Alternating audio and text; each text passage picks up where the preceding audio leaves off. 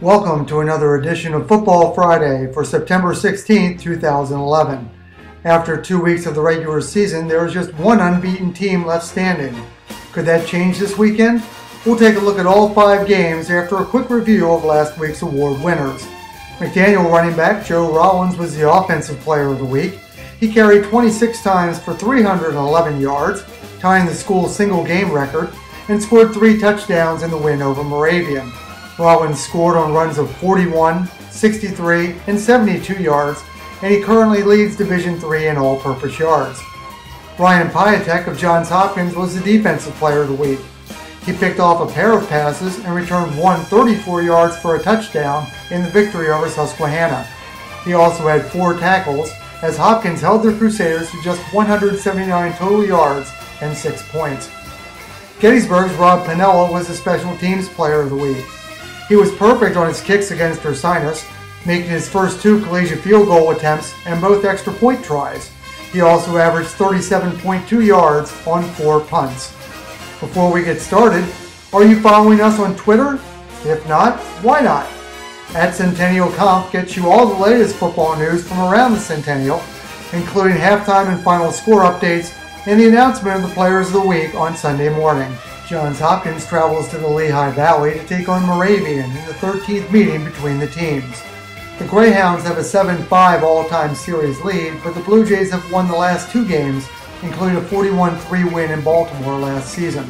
Hopkins has been impressive in his wins against Merchant Marine and Susquehanna and is 6th in the country in scoring offense, averaging over 50 points per game.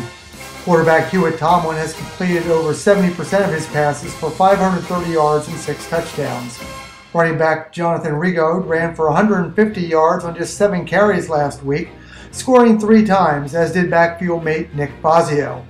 The Blue Jay defense is ranked 17th nationally in total defense, led by senior linebacker Tyler Brown. Hopkins' 7-game winning streak is tied for the 3rd longest in the nation, behind Wisconsin Whitewater's 32-game and Williams College 8-game winning streak. In contrast, Moravian has struggled out of the gate at 0-2 for the first time since 2001, falling to Widener and McDaniel and allowing nearly 40 points and 500 yards per contest.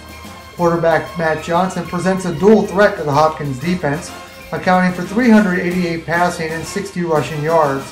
Linebacker Jake Hildebrand leads the team in tackles, while Reese Judge has a pair of interceptions.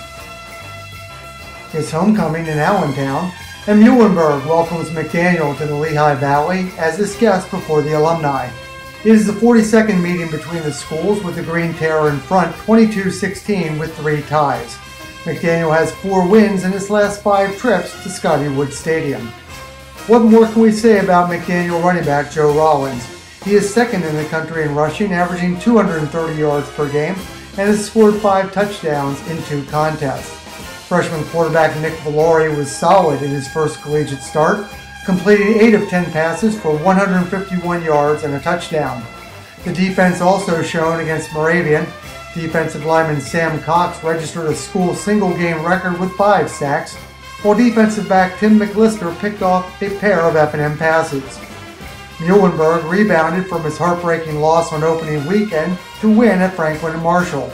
Running backs Terrence Dandridge and J.T. Merklinger each scored a pair of touchdowns, while quarterback Dan Deegan and wide receiver Isaiah Vaughn teamed for a school record 95-yard touchdown pass. A couple of new faces stood out for the defense. Linebacker Corey Crichton had 9 tackles, while defensive back Tim Vocal picked off a pair of F&M passes. The difference in this one could be who takes better care of the ball. Muhlenberg leads the nation in turnover margin at +5, while McDaniel is right behind at +4.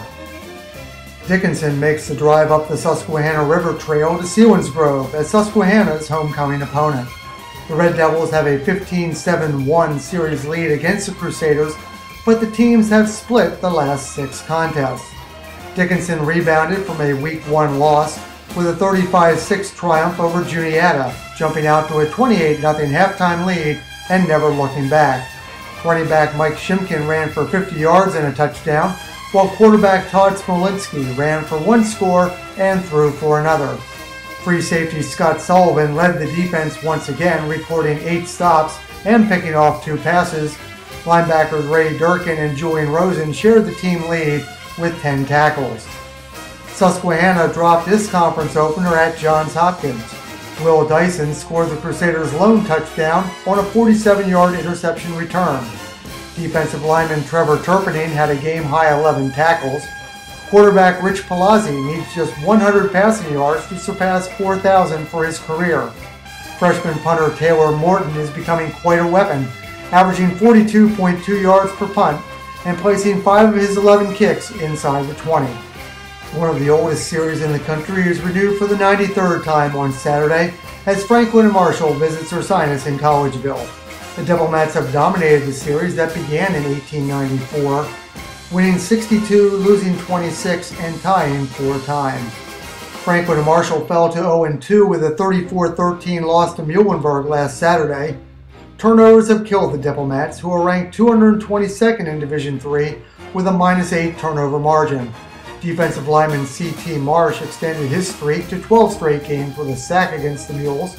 Wide receiver Tim Muller had his first 100-yard receiving game with 4 catches for 101 yards. Chris DiStefano booted a pair of field goals from 20 and 35 yards. The Bears also fell to 0-2 after a heartbreaking last-second loss at Gettysburg. Ursinus battled back from a 34-10 deficit to tie the game with less than a minute to play, led by quarterback Chris Curran. He threw for 1 score and ran for 2 more, while running back Brian Ellis went over the century mark with 130 yards on 30 carries. Linebacker Greg Martell leads the defense with 19 tackles. Ursinus will be trying to avoid an 0-3 start for the first time since 2002. Our final game features Gettysburg traveling west to take on Juniata in a series that began in 1923.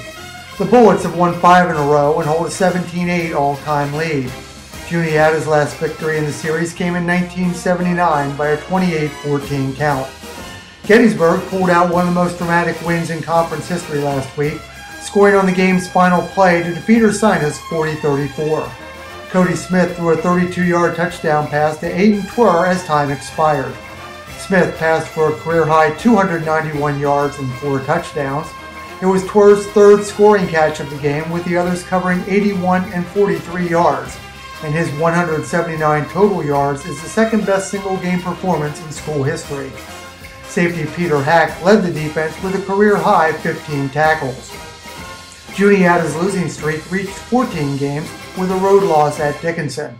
Freshman quarterback Ward Udinsky threw his first collegiate touchdown pass, covering 31 yards to Julian Baldessari. Baldessari set a career high with 5 catches for 92 yards. Linebacker Kevin Gorman leads the Eagle defense with 14 tackles.